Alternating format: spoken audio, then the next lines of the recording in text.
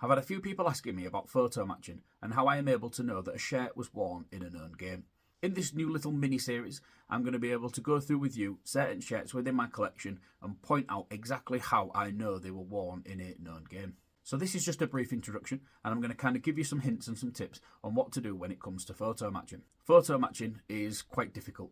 It's something that takes a lot of time, a lot of practice, and a lot of dedication, really, looking through your shirts, but also scrolling through various images and videos. Memory is also a very good resource here as well, because you may remember that a shirt was swapped during a game, or was ripped during a game, or even if it had sort of commemorative game detail.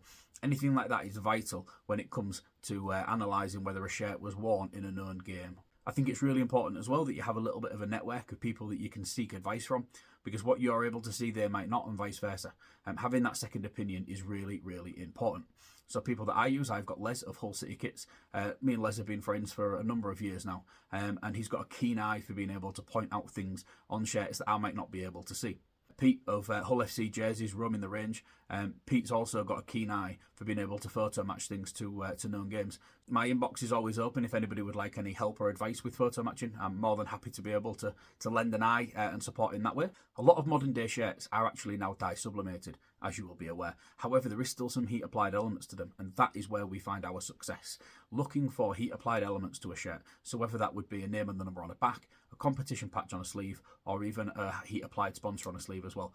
Those are really important. That's where we will find our results when it comes to sort of known games. Each player will have 2, maybe 3 of each style of shirt throughout that Super League season to be able to use. And when we look at those, there's going to be sort of human influence error between them. Now, it's not always the case, and sometimes it is incredibly difficult, but what we use is we use these contact points against the dye sublimated marks on the shirt to hopefully line them up and then find out where things have been worn. We can also use dye sublimation design.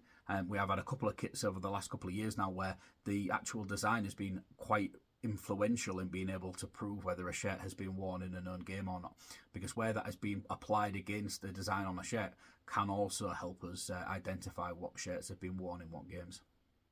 Another thing that we need to look out for as well is game damage. As you may remember that a shirt was ripped in a game. You could remember that Matt Parcell had his shirt ripped against the Wigan Warriors in 2023 when we played him at Craven Park, and you've now come across that shirt that's been completely ripped. You know that that's going to be from that game. That's a really, really easy example and technique of being able to work out when a shirt was worn.